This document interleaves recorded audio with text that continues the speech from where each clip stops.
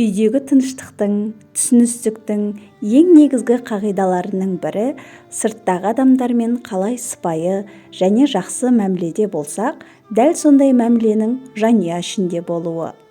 Сыйластық болған үйде бақ-береке де болады. Ертеде бір жас жігіт отбасы ішінде қалай бақыт пен тыныштық орнатуға болатынын іздейді. Адамдар оған пәлен ауылда бір шал мен кемпірі бар, білсе солар біледі бақытты тұрмыстың сырын. Өйткені олардың ұрысқанын, бір-біріне дауыс көтергенін әлі ешкім көрген емес дейді. Жас жігіт әлгі айтылған үйге барып, амандасып, қал жағдайын сұрасқаннан кейін үй иесіне келген себебін айтады. Қарт кісі дастархан басына қонақты жайғастырып отырғызады. Кемпірі дастарханға бір қауын әкеледі. Қарт кісі қауынға бір қарайды да кемпіріне: «Ханым, бұл қауын онша піспегенге ұқсайды, ауыстырып әкелесің бе?» дейді.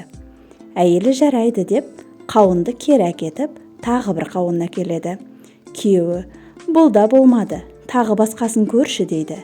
Әйелі жарайды деп тағы алып кетеді. Қарт кісі келген қонаққа: «Әйелім онша таңдай алмаса керек, кеттік, бірге барып таңдап келейік» деп екеуі бірге ас үйге кіреді.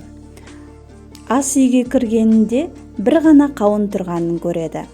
Қарт кісі қонаққа қарап, отбасы бақытының сырын түсіндің бе деп сұрайды. Жас жігіт: «Түсінбедім» деп жауаптайды. «Балам, үйде бір ғана қауын бар еді. Мен білетінмін біреу ғана екенін. Менің білетінімді әйелім де біледі. Мен қауынды алып кетіп басқасын әкел дегенімде жарайды деп әкетіп, дәл соны қайта әкелді. Ей шал, сен алжығанбысың?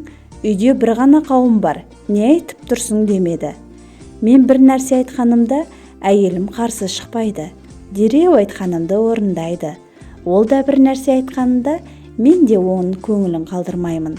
Сол себепті ұрыс керіс те болмайды. Отбасы бақытының сыры осы дейді. Отбасы бақытының сырын әркім әрқалай түсінеді. Құрметті тыңдармандарым, оқырмандарым, сіздердің отбасыларыңыздың бақытының сыры неде? Пікір алмасып отырайық. Комментарий бөліміне өз ойларыңызды жазып кетіңіздер. Және де менің каналыма жазылып, лайк басуды да ұмытпаңыздар.